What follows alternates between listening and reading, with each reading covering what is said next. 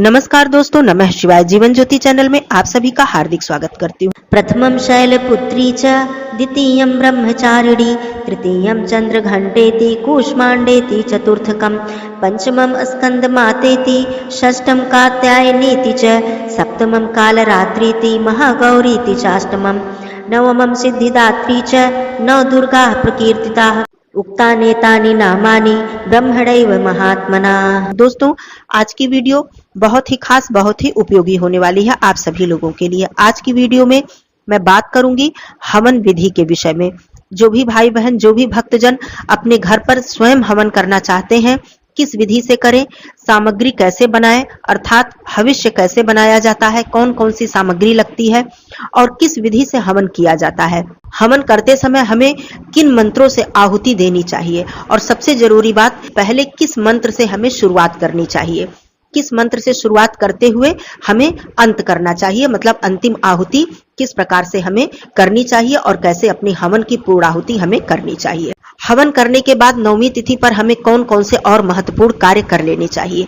जो भी भाई बहन अष्टमी तिथि का केवल व्रत रख रहे हैं और उन्हें नवमी पर पारण करना है, तो वो पारण कब करें, कौन कौन से महत्वपूर्ण कार्य करके उन्हें पारण करना चाहिए। अर्थात नवमी तिथि को हम कन्या पूजन करते हैं, हवन करते हैं, कलश विसर्जन करते हैं, बहुत सारे महत्वपूर्ण कार्य हमारे नवमी तिथि पर किए जाते हैं।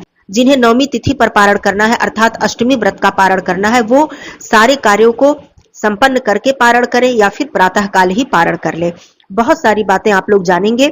बहुत ही आसानी से, सरल विधि से अपने घर पर आप हवन कर सकते हैं। इस वीडियो को देखकर आप सामग्री, विधि सब कुछ बड़े आसानी से समझ जाएंगे। यदि आपके घर पंडित जी हवन कराते हैं, तब आप उन्हीं के नियम के अनुसार, उन्हीं के बताए अनुसार आप सारे कार्य को कीजिए। आइए तो आगे बढ़ते हैं। आप लोग चैनल पे पहली बार हैं तो चैनल को सब्सक्राइब कर लीजिएगा। वीडियो मेरा पसंद आता है तो इसे एक लाइक जरूर कीजिएगा। कमेंट बॉक्स में माता रानी का जयकारा जरूर लगाइएगा। दोस्तों, आइए एक एक करके सारी बातें समझ लेते हैं। देखिए, सबसे पहले मैं बता दूं, 2024 चैत्र नवरात्रि महानवमी तिथि 17 अप्रैल दिन बुधवार। ये बात क्लियर हो गई। अब मैं बताती हूँ कि तिथि कब से कब तक रहेगी। नवमी तिथि 16 अप्रैल को दोपहर में 1:23 से प्रारंभ हो जाएगी और यह समाप्त होगी अगले दिन 17 अप्रैल को दोपहर में 3:15 पर। यहाँ पर मैं ये बात बता दूं कि हवन का जो कार्य होता है वो नवमी तिथि में होता है। वैसे तो जिस तिथि में सूर्योदय होता है वह तिथि पूरी मान्य होती है, अर्थात पूरे दिन वही तिथि मान्य होती है, चाहे वो आधे दिन तक रहे, चाहे वो 2 ही घंटे के लिए रहे, लेकिन वो तिथि संपूर्ण मान्य होती है। लेकिन यहाँ पर मैं एक बात बता दूं कि 3:15 तक नवमी है और हवन का जो है कार्य ये नवमी तिथि पर ही किया जाता है। तो बहुत ही विशेष महत्व होता है नवमी तिथि का। तो हवन का जो कार्य है ये 3:15 के अंदर आप लोग जरूर संपन्न करा लें, क्योंकि पंडित जी से जब हवन कराते हैं हम तो देर भी हो जाती है, क्योंकि पंडित जी बहुत ही व्यस्त होते हैं। यदि आप अपने घर पे स्वयं हवन कर रहे हैं तो बहुत अच्छी बात है। आप प्रातः काल ही हवन इत्यादि का कार्य संपन्न कर ले, पूजा पाठ करने के बाद, कन्या पूजन, हवन इत्यादि। लेकिन यदि आपको देर हो जाती है तो 3:15 से पहले आप हवन कर ले, क्योंकि आपका हवन नवमी तिथि में ही होगा, तो ये बहुत ही उत्तम आपके लिए होने वाला है। चलिए, ये बात हो गई। कलश विसर्जन की जो विधि होती है वह भी नवमी तिथि में ही की जाती है। 3:15 के बाद दशमी तिथि लग जाएगी, तो आप प्रयास करें कि हवन के बाद, आरती के बाद आप कलश विसर्जन इत्यादि का कार्य 3:15 से पहले संपन्न कर ले। ये महत्वपूर्ण बात थी। अब मैं बात करती हूँ हवन के विषय में। देखिए, हवन सामग्री बनाने के लिए हम लोग सोचते हैं कि कैसे बनाएं, क्या सामग्री लगती है, हमें मालूम नहीं है। तो मैं बहुत ही आसानी से आपको सामग्री पहले बता देती हूँ, फिर मैं विधि बताऊंगी। वैसे तो हवन सामग्री की बात करूं तो इतनी सामग्री हवन सामग्री में प्रयोग की जाती है कि जिसकी कोई सीमा नहीं है, लेकिन मैं साधारण सामग्री की बात कर रही हूँ। जैसे हम नवरात्रि पर हवन करते हैं, एकादशी पर करते हैं, अपने घर में अगियारी करते हैं, सूक्ष्म हवन करते हैं, उसकी मैं सामग्री बता दे रही हूँ। आपको क्या करना है, बहुत ही आसानी से सभी सामग्री आपको मिल जाएगी। काला तिल ले लीजिए। काला तिल आप जितनी मात्रा में, अब देखिए मात्रा की जब मैं बात करती हूँ तो यहाँ पर आपको आहुति कितनी देनी है। जैसे हम एक माला 108 मंत्र की आहुति भी देते हैं, 2 माला की आहुति देते हैं, 3 माला की आहुति देते हैं, तो ये आपके ऊपर है कि आप कितनी आहुति देते हैं। हम 11 आहुति भी दे सकते हैं, 21 आहुति भी दे सकते हैं, ऐसी कोई बात नहीं है, ये आपकी शक्ति सामर्थ्य के अनुसार है। तो उसी हिसाब से आप हविष्य तैयार कर ले। हविष्य मतलब हवन सामग्री को ही हविष्य कहते हैं, तो आप उसी हिसाब से तैयार कर ले। अब ये काला तिल मैंने पहले इसलिए कहा कि काला तिल आप जितनी मात्रा में रखेंगे, इसी से और सामग्री की मात्रा निर्धारित की जाती है। तो काला तिल आपने जितनी मात्रा में ले लिया कि हमें हविष्य इतना तैयार करना है, उस हिसाब से थोड़ा या ज्यादा आपने ले लिया।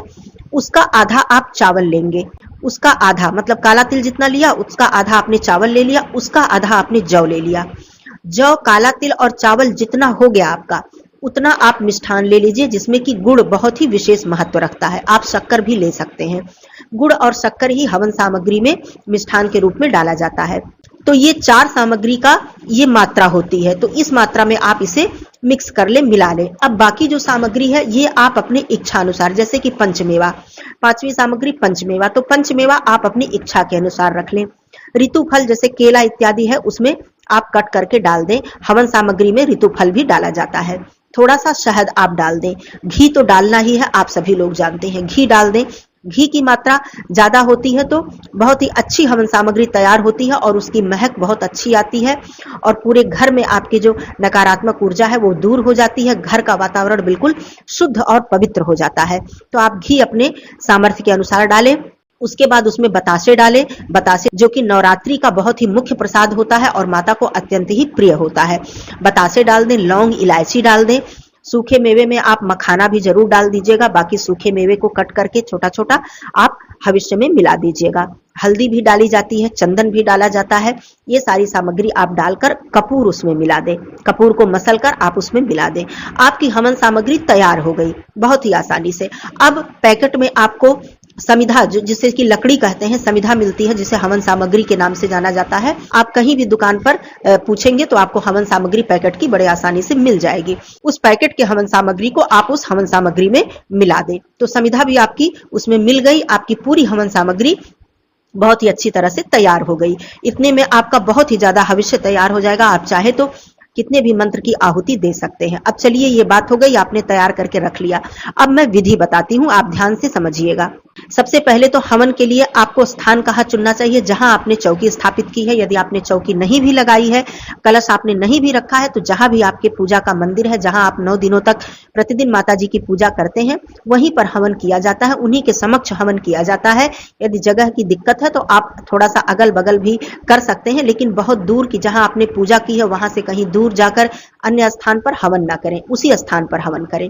उस स्थान को स्वच्छ कर ले, पवित्र कर ले, थोड़ा सा स्वास्तिक इत्यादि बना ले, चौक पूर ले उस स्थान पर, गंगा जल इत्यादि छिड़क के। उसके बाद आप जिस हवन कुंड में हवन करते हैं, हवन कुंड अब आता है, रेडीमेड मिल जाता है तांबे का, या फिर आप मिट्टी का हवन कुंड आपके पास है, आपने बनाया है हवन कुंड, तो आप मिट्टी का ले लें, तांबे मिट्टी किसी का भी ले लें। सबसे पहले गंगा जल छिड़क के उसे स्वच्छ कर ले। यदि आपने हवन कुंड तांबे वगैरह का लिया है या आप मिट्टी का लिए हैं, तो उसमें आप मौली बांध दें, कलावा बांध दें। कलावा बांधने के बाद आप उसमें स्वास्तिक बना दें।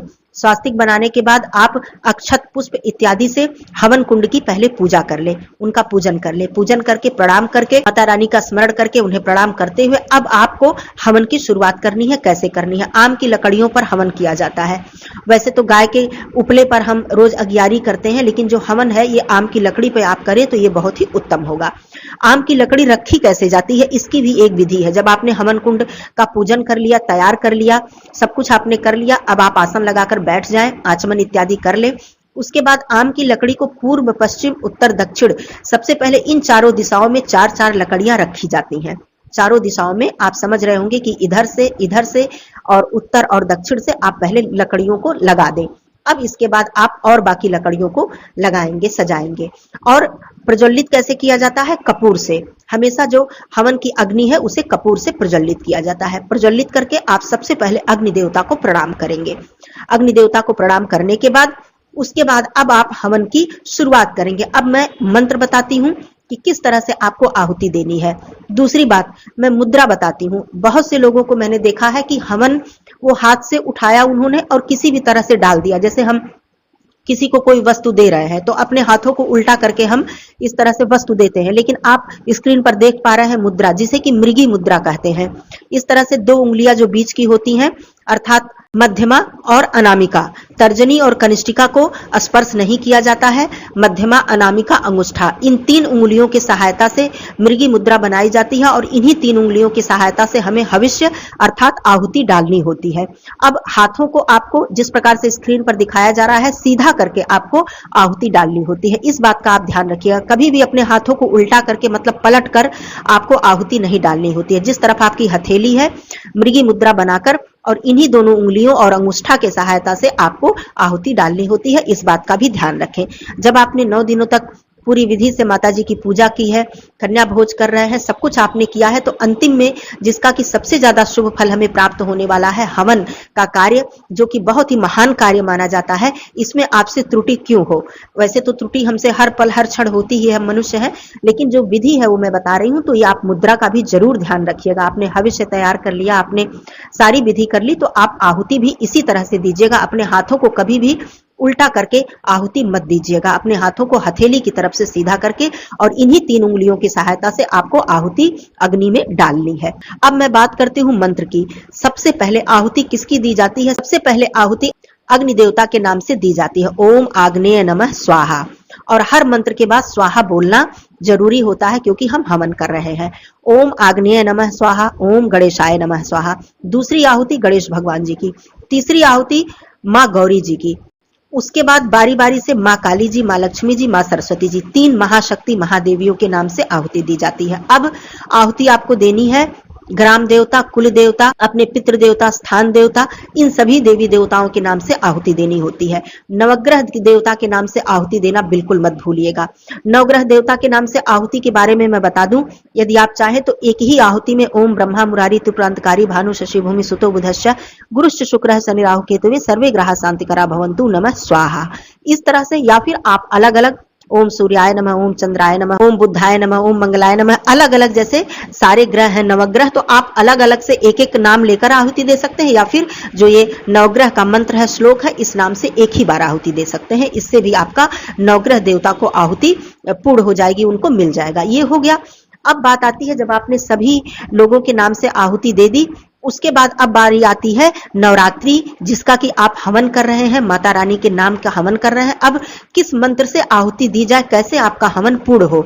तो देखिए, दुर्गा सप्तशती, कितने श्लोक हैं, कितने मंत्र हैं, अथाह सागर है, कोई अंत नहीं है। अब इसमें मैं बता दूं, आप अपनी इच्छा के अनुसार चुनाव कर लीजिएगा। सबसे पहले माता जी के 108 नाम की आहुति आप दे सकते हैं। दूसरी बात, सबसे उत्तम, सबसे महत्वपूर्ण और सारी चीज उसमें समाई हुई है, सारी सृष्टि समाई हुई है, नवाड़ मंत्र, इसकी आप आहुति दे सकते हैं। अब आप चाहें तो एक माला, यदि आप नवाड़ मंत्र की आहुति दे रहे हैं तो 108 आहुति दे दे तो ये बहुत ही उत्तम होगा मेरे हिसाब से। बाकी आपको जितनी भी अपनी इच्छा के अनुसार देना है तो आप दे सकते हैं। दूसरी चीज, माँ के 32 नामों से भी आप आहुति दे सकते हैं। उसके बाद आप माता जी के जो सिद्ध मंत्र हैं दुर्गा सप्तशती में आपको मिल जाएंगे पुस्तक में अंतिम में, उस सिद्ध मंत्रों से, जैसे कि जयंती मंगला काली, ओम सर्वा बाधा विनिर्मुक्तो, सर्व मंगल मांगल्ये, देहि सौभाग्यम आरोग्यम, तो ये सारे जो सिद्ध मंत्र हैं, बहुत सारे हैं, आप उससे भी आहुति दे सकते हैं, ये आपके ऊपर है। तो ये सारी चीजें होती हैं कि हम नवरात्रि में आहुति किससे दें। तो मैंने बहुत सारी चीजें बता दी, आप अपनी सामर्थ्य के अनुसार, शक्ति के अनुसार आप चुनाव कर सकते हैं। तो इस तरह से आप आहुति दे दीजिएगा। जब आपकी आहुति पूर्ण हो जाती है, उसके बाद आप माता रानी से क्षमा प्रार्थना करके चारों तरफ से जल गिराकर प्रणाम करते हुए, क्योंकि हम साधारण गृहस्थ लोग हैं, हमें बहुत ही ज्यादा गहन विधि विधान तो आता नहीं है, हम अज्ञानी हैं। माँ से आप कहिएगा कि हम अज्ञान हैं, अनजान हैं, हमें कोई भी ज्ञान नहीं है। इस तरह से आप करके माता रानी के चरणों में क्षमा प्रार्थना करके अपने हवन को आप पूर्ण कर सकते हैं बहुत ही आसानी से। तो ये हवन आपका हो गया। हवन के बाद आपको अंतिम में आरती करनी चाहिए। भले ही आपने सुबह की पूजा में आरती की है, जैसे दिनों में प्रतिदिन आरती तो करते ही हैं, तो आप हवन के बाद अंतिम आरती आपको करनी चाहिए। आरती करने के बाद 9वीं तिथि रहते हुए ही आपको अपने कलश का विसर्जन कर देना चाहिए, अर्थात विधि कर देना चाहिए। विसर्जन की विधि क्या होती है? चौकी हटाना अलग बात है, विसर्जन अलग बात है। चौकी आपको तुरंत नहीं हटानी है, कोई भी सामग्री वहां से नहीं हटानी है, केवल आपको विसर्जन मंत्र बोलते हुए, यदि आपको नहीं आता है संस्कृत में तो आप हिंदी में ही सभी देवी देवता से आवाहन करें। भगवान गणेश जी और माता लक्ष्मी जी को अपने घर में सदा सर्वदा रहने के लिए आग्रह करें और उसके बाद सभी देवी देवता से कहें कि आप अपने अपने धाम को पधारें, मेरे अनुरोध पर, मेरे आग्रह पर पुनः मेरे घर में पधार कर मेरे हर शुभ कार्य को आप पूर्ण करें, आशीर्वाद दें। तो इस तरह से हिंदी में सरल भाषा में बोल के और थोड़ा सा कलश पर अक्षत इत्यादि डालकर आप कलश को हल्का सा हिला दें। आपका विसर्जन हो गया। अब बात आती है पारण की, तो मैं यही कहूंगी कि जो भी भाई बहन अष्टमी तिथि का व्रत रख के नवमी में पारण करते हैं वो प्रयास करें कन्या पूजन हवन विसर्जन करके ही अन्न ग्रहण करें, अर्थात अनाज ग्रहण करें। वैसे जलपान आप कर सकते हैं, कोई बात नहीं है, नवमी तिथि रहते हुए ही आप हवन, कलश विसर्जन और पारण का कार्य आप कर सकते हैं। केवल उन लोगों के लिए है जो अष्टमी तिथि का केवल व्रत रखे हैं, पहला दिन और अष्टमी तिथि। जो लोग 9 दिनों का व्रत रखे हैं उन्हें दशमी तिथि को प्रातःकाल पारण करना चाहिए। वैसे बहुत लोग कहते हैं कि नवमी तिथि की संध्या या रात्रि या तीसरे प्रहर में आप पारण कर सकते हैं, अपना अपना मत है, लेकिन हम लोग कभी भी तीसरे प्रहर या रात्रि में पारण नहीं करते हैं, हमेशा उदया तिथि दशमी की प्रातःकाल ही पारण करते हैं, नवरात्रि को पूर्ण करने के बाद ही। तो ये बात हो गई। इसके बाद भी कोई और प्रश्न है तो जरूर पूछिएगा। फिर मिलती हूँ अगले वीडियो में, तब तक के लिए धन्यवाद। नमः शिवाय, हर हर महादेव।